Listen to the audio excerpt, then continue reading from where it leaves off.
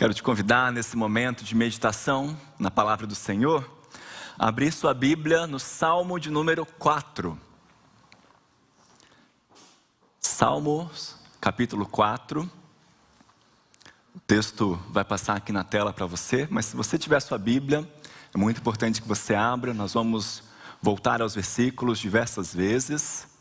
Importante que você confira, relacione os versículos com outros versículos da Bíblia e com situações da sua vida também. Salmo de número 4.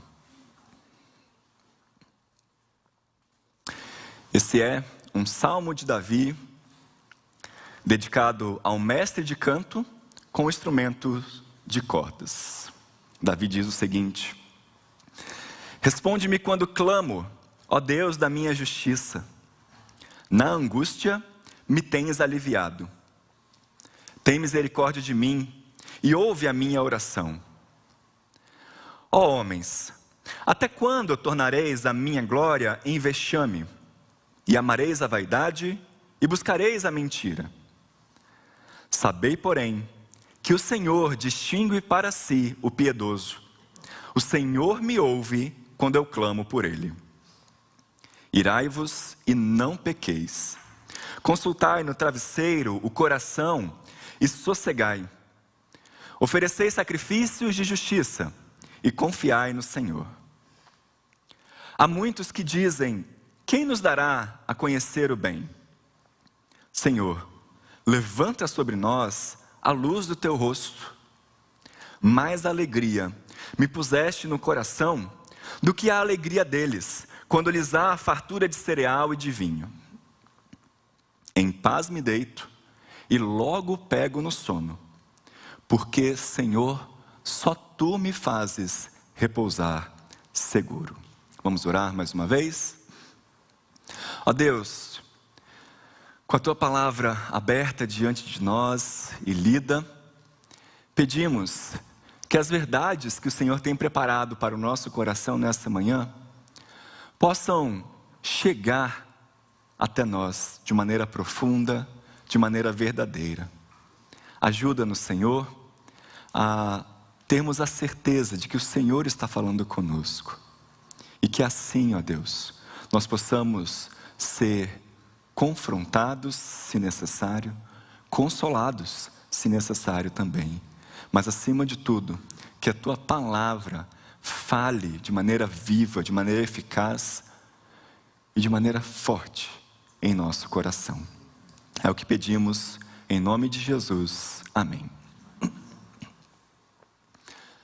Um estudo recente revelou que 30% das pessoas da geração Y e da geração Z têm problemas para dormir no domingo à noite.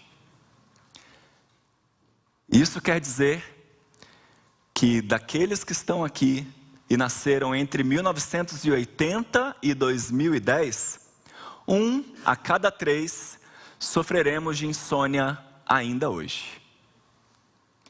Como um bom representante da geração Y, provavelmente eu estou entre eles, né? Apesar de reconhecermos que dormir é uma parte importante da nossa rotina, é algo que muitas vezes também temos dificuldade. Numa outra pesquisa realizada entre 2012 e 2017, 43% dos jovens e adolescentes revelaram que dormem menos de 7 horas por noite e por isso não se sentem descansados o suficiente. E isso se dá principalmente, eles dizem, por causa do uso das telas, né? Vão dormir olhando ali celular, tablet, vendo TV.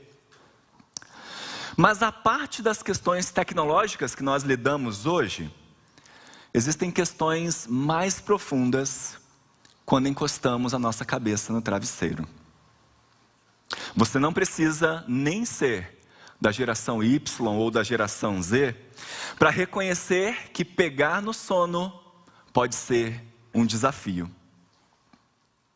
Sejam as questões políticas que enfrentamos em nosso país, sejam os problemas que passamos naquele dia, ou até mesmo as preocupações com relação ao que fazer, que decisão tomar.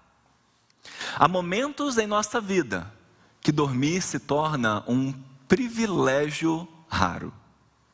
Um turbilhão de pensamentos tomam conta da nossa mente, nos roubam o sono, a energia, a motivação, a alegria, assim que encostamos a cabeça no travesseiro. É difícil desligar.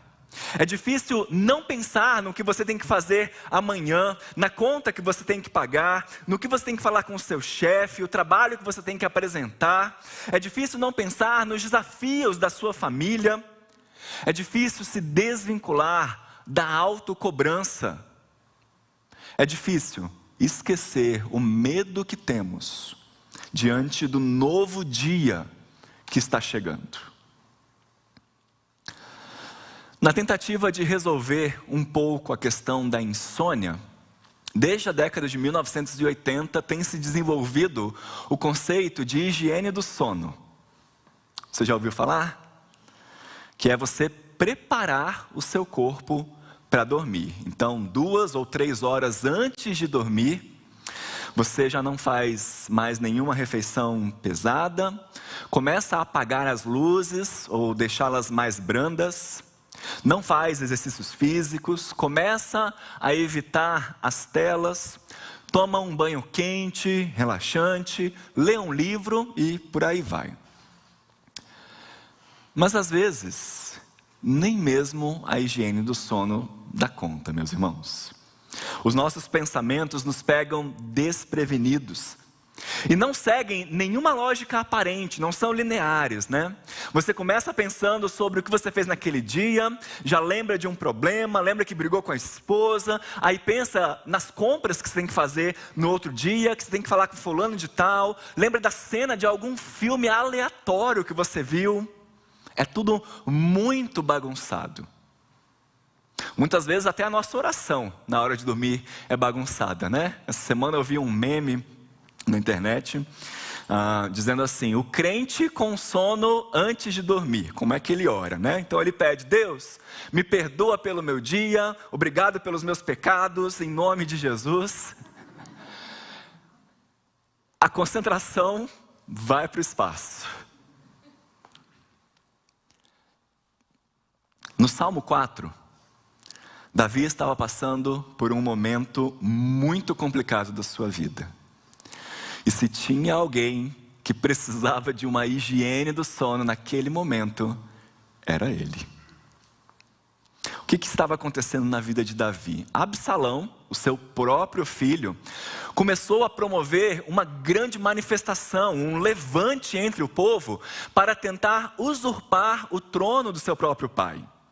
E daí começou a ocorrer uma perseguição implacável contra Davi, a ponto de Davi ter que abandonar o seu palácio. Davi juntou alguns dos seus poucos aliados que ele tinha naquele momento e fugiu. Começou a se esconder de território em território para não ser encontrado por Absalão. Esse é o mesmo contexto do Salmo 3, onde Davi começa dizendo: Senhor, como tem crescido o número dos meus adversários. São numerosos os que se levantam contra mim. Eu achava que estava tudo bem, eu achava que minha vida andava no caminho correto, mesmo depois do meu pecado, que ele já tinha cometido há muito tempo aqui. Eu estava andando nos teus caminhos, Senhor. Eu estava conseguindo avançar, mas agora para todo lado que eu olho, eu vejo ameaças, eu vejo problema, eu sinto angústias, eu me sinto cercado, ó Deus, eu me sinto sufocado. E mesmo diante de tantas questões, Davi olha para Deus, declara a sua confiança no Senhor e percebe que apesar das muitas aflições, ele se sente seguro, porque Deus está ao seu lado. Mesmo diante das perseguições, ele diz que consegue dormir, porque Deus o sustenta. E como nós dissemos há alguns domingos, Davi era muito versátil em compor canções. Ele já estava no momento da vida em que ele conseguia perceber que não só ele, mas inúmeras pessoas poderiam passar pela mesma situação ou por situações parecidas à dele, por momentos temerosos, momentos de angústia, pessoas que poderiam estar inclusive suscetíveis à insônia. E é por isso que ele compõe esses 4 salmos aqui, o Salmo 3, 4, 5 e 6. Que se você lê-los, você vai perceber que eles fazem um movimento temporal, um movimento cíclico. Eles tratam sobre manhã e noite, acordar e dormir. No Salmo 3, ele diz que se deita e pega no sono e então acorda pela manhã. Aqui no Salmo 4, ele volta a dormir. No Salmo 5, ele acorda e pela manhã apresenta orações a Deus. E no Salmo 6, ele novamente recorda que à noite chora diante do seu travesseiro. Diferentemente de outros textos bíblicos, os salmos nos apresentam essas experiências, esses exemplos vívidos e emocionantes da vida. É diferente, por exemplo, das leis do Antigo Testamento ou das cartas do Novo Testamento, em que Deus nos apresenta diretamente, objetivamente, o que nós devemos fazer. Nesses textos, nós temos ordens bem específicas: não matarás, não adulterarás, alegrai com os que se alegram, chorai com os que choram. Já os salmos nos trazem, como eu disse, experiências. Eles são poesias, são canções que nos falam sobre as angústias da alma, as celebrações de vitória. Expressam os momentos agridoces da vida dos seus autores. E a vivência que Davi compartilha aqui conosco diz respeito ao momento em que ele se deita na cama e todos os seus pensamentos vêm sobre si. E justamente por saber que isso poderia ocorrer na vida de qualquer um, ele escreve esse salmo e o endereça aí ao mestre de canto com instrumentos de cordas. Ou seja, essa era uma música que ele estava compondo para ser cantada no culto público, para que as pessoas que a cantassem pudessem se ver nessa situação, pudessem se identificar com isso e falar: puxa, eu também já passei por isso, eu também já tive dificuldade de dormir, eu também já fui perseguido, eu também já estive cheio de problemas, a ponto de me deitar no travesseiro e começar a pensar em tantas coisas aleatórias. E assim, todos nós que depois de Davi lemos ou cantamos o Salmo 4, podemos aprender uma grande lição. Ele nos ensina que os justos podem se alegrar na graça protetora de Deus, porque ela nos traz paz e segurança diante das angústias da vida. Os justos podem se alegrar na graça protetora de Deus, porque ela nos traz paz e segurança diante das angústias da vida. E como é que o salmista desenvolve esse tema? O salmo pode ser dividido em 3 momentos: oração, confrontação e consolação. No primeiro versículo, Davi faz uma oração, veja aí: responde-me quando clamo, ó Deus da minha justiça. Na angústia me tens aliviado, tem misericórdia de mim e ouve a minha oração. Quando deita a cabeça no travesseiro e lembra das suas angústias e de como tem sido perseguido, inclusive por seu próprio filho, o salmista clama a Deus que o ouça, inclusive chamando de Deus da minha justiça. Calvino traduz esse verso de maneira muito pessoal, muito emocionante, dizendo assim: o Deus defensor dos meus direitos. A primeira coisa que Davi faz é lembrar-se de quem poderia ajudá-lo, de quem poderia socorrê-lo nesse momento. Senhor, se é para ficar sem sono, se é para ficar ruminando na minha memória sobre os problemas que eu estou passando, que eu estou sendo perseguido, que as coisas vão mal, que a minha família está destruída, se eu preciso passar por isso.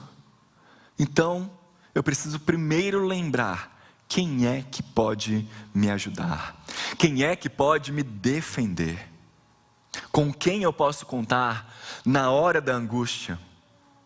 Vejam, mesmo antes de expressar qual era o problema que estava acontecendo,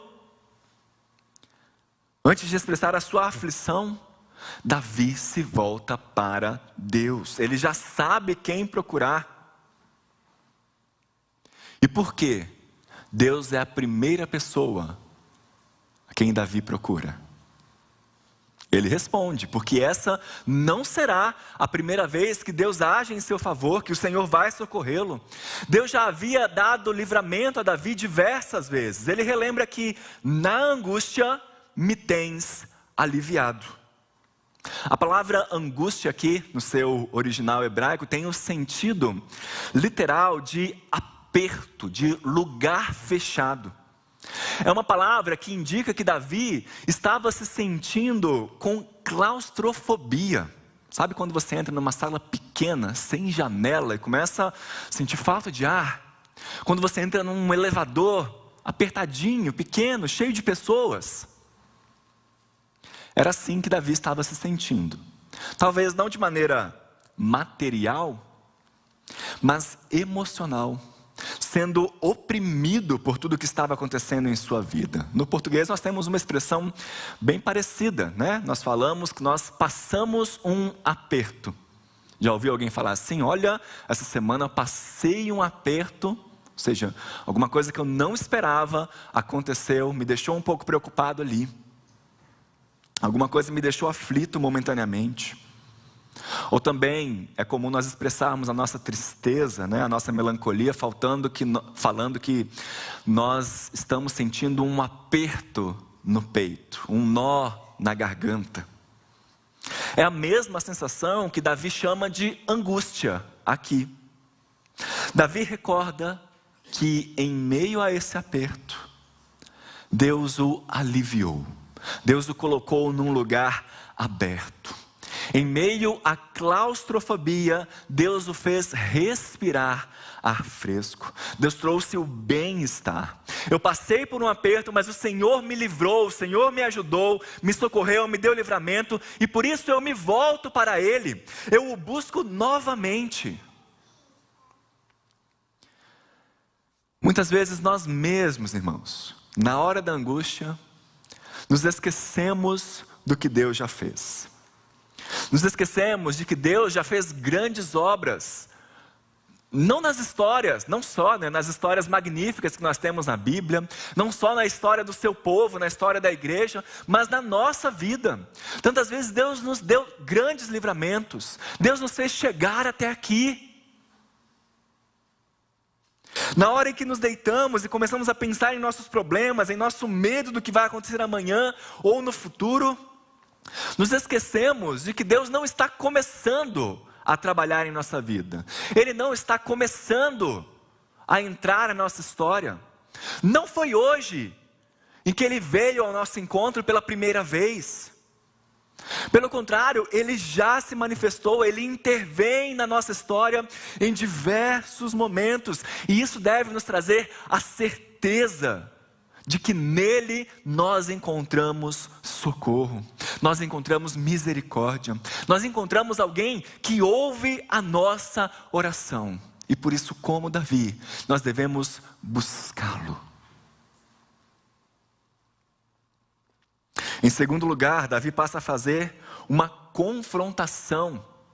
Ele se lembra dos seus inimigos, de seus perseguidores, e então questiona no versículo 2: ó homens, até quando tornareis a minha glória em vexame, e amareis a vaidade, e buscareis a mentira? Davi se mostra indignado não só porque ele está sendo perseguido, mas porque os seus inimigos, muitos deles fazendo parte do seu próprio povo, não mostravam temor a Deus.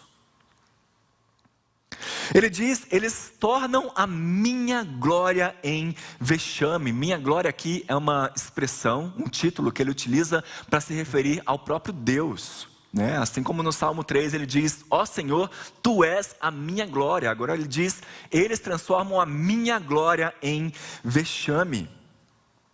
Davi, então, está preocupado, está chateado, de certa forma, não só pelo fato dele estar sofrendo perigo de morte, mas com o fato de que os seus oponentes estão também desonrando a Deus. Desonrando a Deus como? Buscando a vaidade, buscando aquilo que é vazio e a mentira. Você se lembra do que o pastor Marcelo pregou aqui na semana passada? 1 Timóteo, capítulo 4. Aliás, já fica aí a propaganda, né? Hoje à noite o pastor Marcelo irá continuar a exposição desse texto. Então, você é nosso convidado para estar aqui novamente ou acompanhar através de nossos canais na internet. Em 1 Timóteo 4, Paulo diz: Timóteo, se prepare. Se prepare, porque você verá pessoas abandonando a fé, apostatando a fé. Pessoas deixando a convivência da igreja, abrindo mão da sua espiritualidade. Sabe por quê? Porque eles se deixaram influenciar pelos valores sutis, ou às vezes não tão sutis, do mundo pecaminoso, obedecendo ao ensino de espíritos enganadores. Você verá pessoas sendo enganadas pela hipocrisia daqueles que pregam a mentira, daqueles que têm o coração, a consciência cauterizada e induzem as pessoas ao erro. Essa parece ser também a principal preocupação de Davi aqui. Mais do que me perseguir, ele diz: vocês, inimigos, estão buscando mentiras, estão indo atrás de mentiras. Estão buscando aquilo que não pode trazer satisfação verdadeira.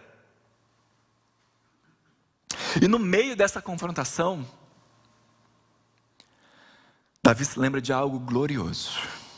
Versículo 3: sabei, porém, que o Senhor distingue para si o piedoso. O Senhor me ouve quando eu clamo por ele. Veja, olhando rápido esse versículo aqui, parece até que Davi está assumindo uma postura orgulhosa, né?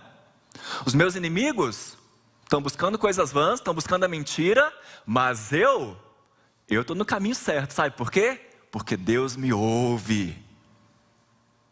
Deus me separou para Ele. Não adianta vocês tentarem me matar, porque Deus me ouve quando eu clamo por Ele. Ele está do meu lado e não do seu. Parece quase uma ameaça que ele está fazendo aqui, né? Mas na verdade, meus irmãos, Davi está trazendo aqui à tona o caráter aliancista de Deus. E é por isso que ele não trata Deus simplesmente com a palavra Deus. Ele passa a chamar Deus de Senhor. Você pode ver aí na sua Bíblia, Senhor, todo em letras maiúsculas. E sempre que essa palavra todo em letras maiúsculas aparece, ali está o nome verdadeiro, o nome pessoal do nosso Deus. O Deus Yahvé, o Eu Sou, o Deus da aliança. Ele está então, na verdade, enfatizando que os seus inimigos, ao amarem o que é vazio de significado, ao buscarem a mentira, estão abandonando a aliança que eles fizeram com o Deus verdadeiro. Mas esse Deus distingue, esse Deus coloca a sua atenção especial, coloca o seu afeto sobre uma pessoa, ou sobre um povo específico, que são os piedosos. Piedoso aqui é uma pessoa que entrou em aliança com o Senhor, alguém que foi alcançado pelo amor divino, que é protegido por Ele. Perceba que, assim como acontece muitas vezes hoje, no tempo de Davi, piedade parecia ser um motivo de chacota, de exclusão, motivo até mesmo de piada ou de uma certa perseguição. Mas o salmista nos relembra que aos olhos de Deus vale a pena ser piedoso. Vale a pena seguir os caminhos divinos. Vale a pena andar segundo os valores da palavra de Deus. Porque Deus é aquele que ouve a nossa oração. Deus é aquele que conhece os seus eleitos. Muitas vezes nós podemos achar que aqueles que não conhecem a Deus parecem ser mais felizes do que nós, parecem ter menos problemas. Inclusive, o próprio salmista já passou por um momento assim. Você se lembra do Salmo 73? Onde, agora não mais Davi, mas Asaf começa a declarar: Senhor, eu invejava os arrogantes. Eu via a prosperidade dos ímpios, eu sentia que era inútil manter a minha fé, até que entrei no santuário de Deus e me lembrei do fim deles. O pastor Leandro Lima, professor aqui em nosso seminário, em um de seus sermões, nos lembra de que o lucro da piedade não está nas bênçãos que alguém pode receber, mas sim em estar em uma relação íntima com o Senhor. O lucro da piedade não está nas bênçãos que alguém pode receber, mas sim em estar numa relação íntima com o Senhor, na comunhão com Deus, na proximidade com Deus. Essa é a confrontação de Davi. Voltem-se para o Senhor. E o salmista continua sua confrontação orientando o seguinte, versículo 4: Irai-vos e não pequeis, consultai no travesseiro o coração e sossegai. O apóstolo Paulo diz a mesma coisa aos Efésios, já aplicando esse versículo. Irai-vos e não pequeis, não se ponha o sol sobre a vossa ira. Ou seja, procure não dormir nervoso, não dormir irado. Procure abandonar a sua ira antes de dormir. Não deixe que ela crie raízes no seu coração, que ela se transforme em amargura, em ódio, em raiva. Irar-se aqui é ficar perturbado, literalmente é tremer de raiva, ficar agitado. A recomendação então é que nós não podemos deixar que a nossa perturbação, a nossa agitação crie raízes, sugue a nossa energia e acabe se refletindo em outras áreas da nossa vida, através de atitudes pecaminosas. Mas Davi também nos diz como, nos oferece o remédio: consultar e sossegar. A palavra consultar aqui é a mesma para falar, para conversar. Nós somos estimulados a conversar com o nosso próprio coração, ou seja, a fazermos um autoexame. O próprio Davi nos dá um exemplo em outro salmo, quando ele pergunta a si mesmo: por que estás abatida, ó minha alma? Por que se comove, por que se perturba dentro de mim? E depois de fazer esse autoexame, o próximo passo é sossegar. Enquanto consultar tem a ver com você falar, com você expressar, sossegar tem a ver com você ficar em silêncio, com você procurar se acalmar, no sentido de esperar uma resposta de Deus. Mas não só isso, há também um apelo no versículo 5, para que os seus leitores se dediquem a Deus. Veja só o verso 5: oferecei sacrifícios de justiça e confiai no Senhor. Ou seja, se dediquem a Deus, continuem a buscá-lo, continuem mantendo uma vida de piedade. A consolação que Davi traz aqui tem a ver com expectativa, ou seja, a importância de confiar e de esperar no Senhor, porque Ele vai agir. Se as minhas preocupações têm me trazido insônia, se a minha rotina tem sido cada vez mais cansativa, se a ansiedade vem sobre mim na hora que eu deito na cama, a palavra de Deus me orienta a procurar me sondar. O que é que tem me deixado assim? coloco isso diante de Deus e sossego, aguardo, espero por Ele. Nós vimos até aqui então que Davi fez uma oração e uma confrontação. E Davi finaliza o seu salmo expressando a sua confiança. Ele volta a se dirigir a Deus e traz para si mesmo e para os seus leitores uma consolação. Versículo 6. Há muitos que dizem: quem nos dará a conhecer o bem? Senhor, levanta sobre nós a luz do teu rosto. Há muitos que dizem, ou seja, diante do que eu estou passando, será que tem algo que possa ser feito? Será que eu posso experimentar o bem mesmo? Será que tem alguém que possa me socorrer? No meio da sua angústia, as pessoas ao redor de Davi entendiam que não havia nada de bom nas suas circunstâncias. E justamente por isso, Davi traz à sua mente uma bênção muito antiga e muito conhecida também entre o seu povo. Senhor, levanta sobre nós a luz do teu rosto. O pedido do salmista aqui resgata o fato de Deus ser esse Yahvé, o Deus da aliança. E por ter estabelecido uma aliança com o seu povo, Davi relembra a bênção aqui, as palavras da bênção de Arão. Você se lembra desse texto? Números capítulo 6. O Senhor te abençoe e te guarde. O Senhor faça resplandecer o seu rosto sobre ti e tenha misericórdia de ti. O Senhor sobre ti levante o rosto e te dê a paz. Fazer resplandecer a luz do seu rosto é um pedido para que Deus derrame do seu favor sobre o seu povo novamente. É uma oração para que Deus se manifeste de modo favorável, para que Deus continue com eles.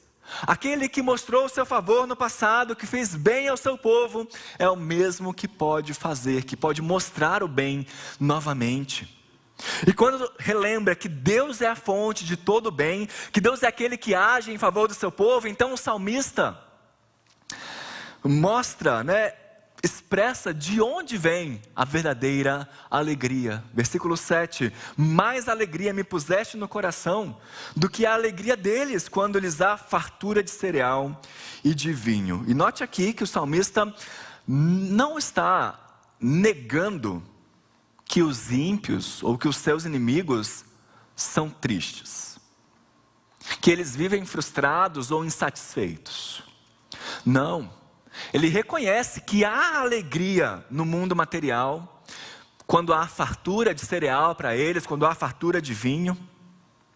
Mas ele relembra que essa é uma alegria que pode ruir a qualquer momento. Mas há um tipo de alegria que é mais forte, que é eterna. E esse é o nosso desafio, meus irmãos. Essa é a nossa meta. É chegar ao ponto de entendermos que nós somos mais felizes com Deus do que com as nossas posses. Nós somos mais felizes com Deus do que com as nossas circunstâncias. Foi isso que nós cantamos no início do culto. Veja, se Deus trouxer sobre mim momentos de paz, momentos de abundância, momentos de festa, de alegria e de celebração, eu sou feliz. Mas se Deus trouxer sobre mim momentos de adversidade, momentos de angústia, que desafio falar, eu sou feliz, porque eu tenho o meu Deus, o Deus da aliança está comigo, Ele não me abandona.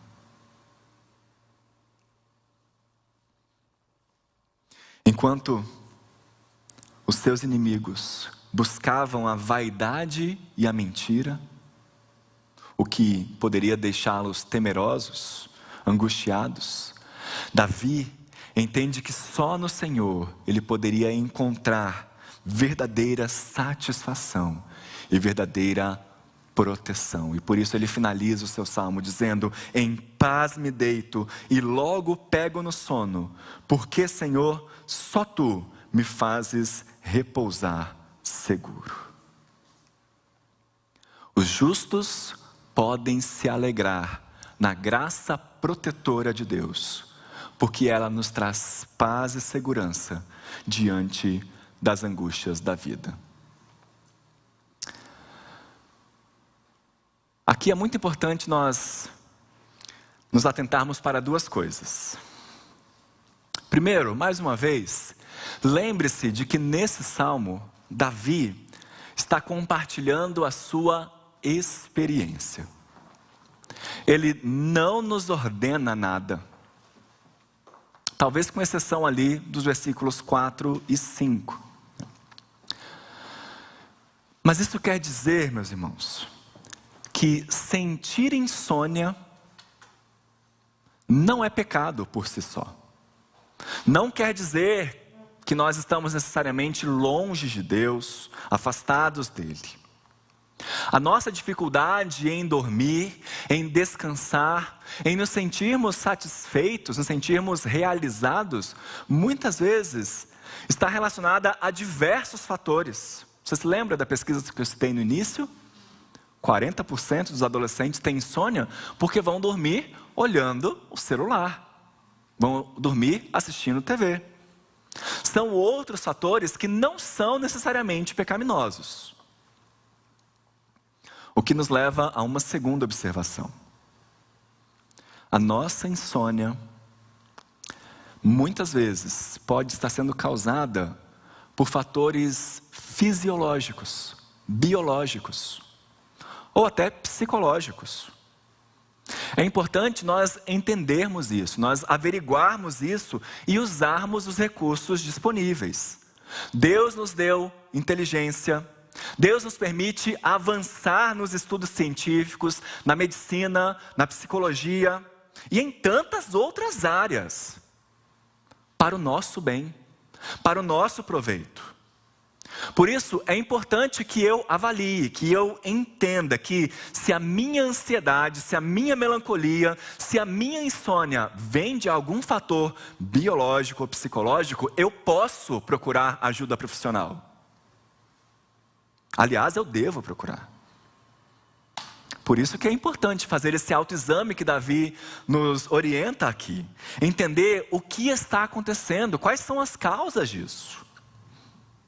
E uma vez certo disso, eu devo lembrar, nesses momentos de angústia, de aflição, de insônia, de ansiedade, de preocupação, que Deus está comigo.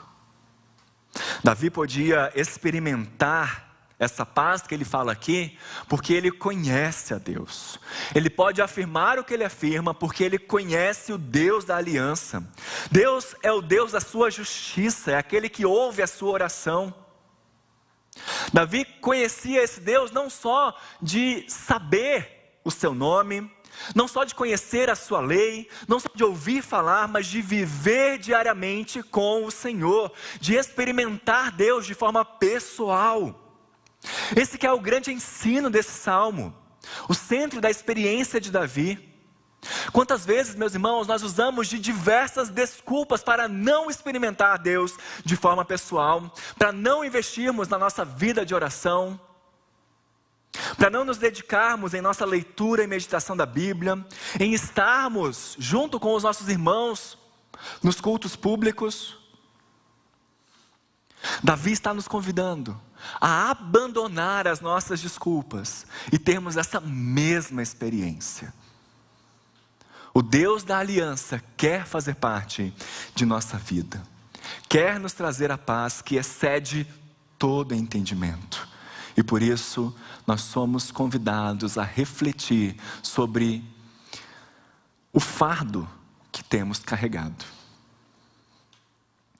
Qual é a preocupação que tem tirado o seu sono?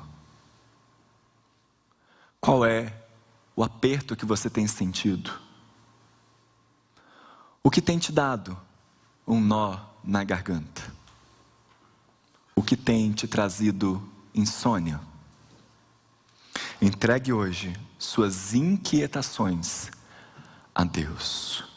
Coloque isso diante do Senhor da aliança, sabendo que Ele te ouve quando você clama por Ele. Para aqueles que estão temerosos, lancemos sobre Deus a nossa ansiedade, porque Ele tem cuidado de nós.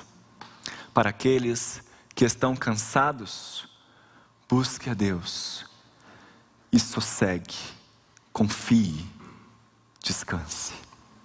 Para aqueles que estão abatidos, lembre-se de que até aqui nos ajudou o Senhor e Ele não nos abandonará. Ele é o Deus da nossa justiça. A sua graça e a sua misericórdia se renovam sobre nós a cada manhã.